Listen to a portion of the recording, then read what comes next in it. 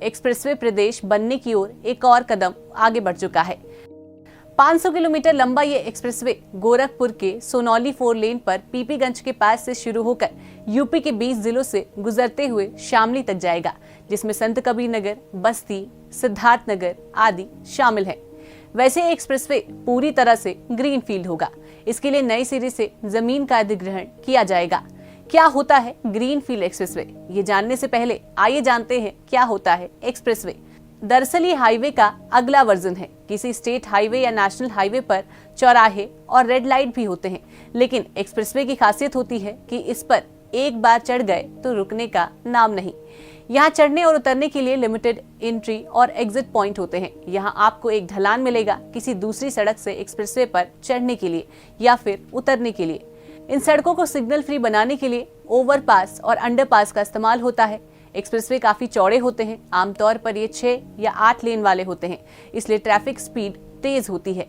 कई एक्सप्रेसवे ऐसे भी हैं जहां कार के लिए मैक्सिमम स्पीड 120 या 100 निर्धारित की गई है। अब आते हैं ग्रीन फील्ड एक्सप्रेसवे पर। आम बोलचाल की भाषा में कहें तो वो एक्सप्रेसवे जो हरे भरे इलाकों से निकाल दिए जाते हैं ग्रीन फील्ड एक्सप्रेसवे कहे जाते हैं। इन्हें ग्रीन कॉरिडोर भी कहा जाता है, मतलब ऐसी जगह जहां पर पहले कभी सड़क ना रही हो। इसके लिए कोई बिल्डिंग या फिर सड़क वगैरह तोड़ने का झंझट भी ना रहता हो।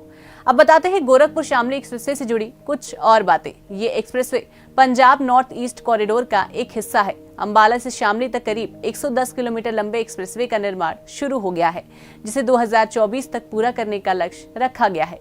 यूपी को कितना फायदा होगा इससे, आइए आपको बताते हैं। देखिए, आप कहीं भी हो पर वहां बढ़िया सड़क या आवागमन का साधन ना हो तो कई समस्याएं आती हैं। अर्थशास्त्र में तो माना गया है कि किसी भी क्षेत्र के आर्थिक विकास में सड़क परिवहन एक महत्वपूर्ण भूमिका निभाता है।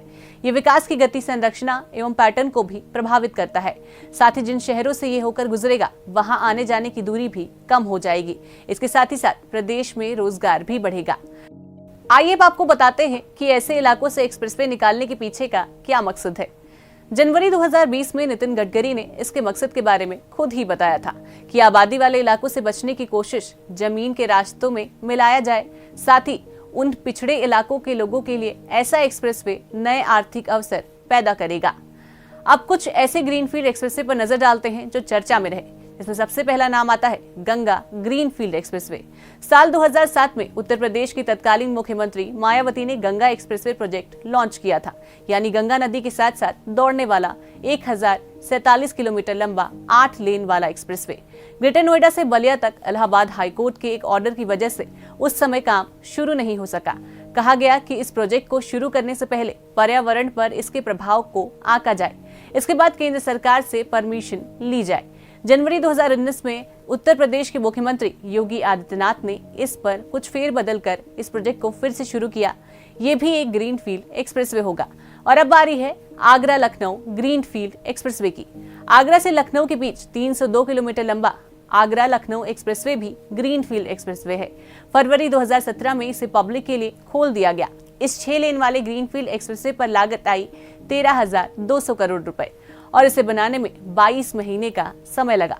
वैसे हमारे उत्तर प्रदेश में मौजूदा समय में कुल 6 एक्सप्रेसवे हैं, जिसमें प्रदेश का सबसे लंबा एक्सप्रेसवे गंगा एक्सप्रेसवे और दूसरा पूर्वांचल एक्सप्रेसवे, फिर आता है Bundelkhand expressway, Yamuna expressway, Gorakhpur link expressway और लखनऊ आगरा एक्सप्रेसवे।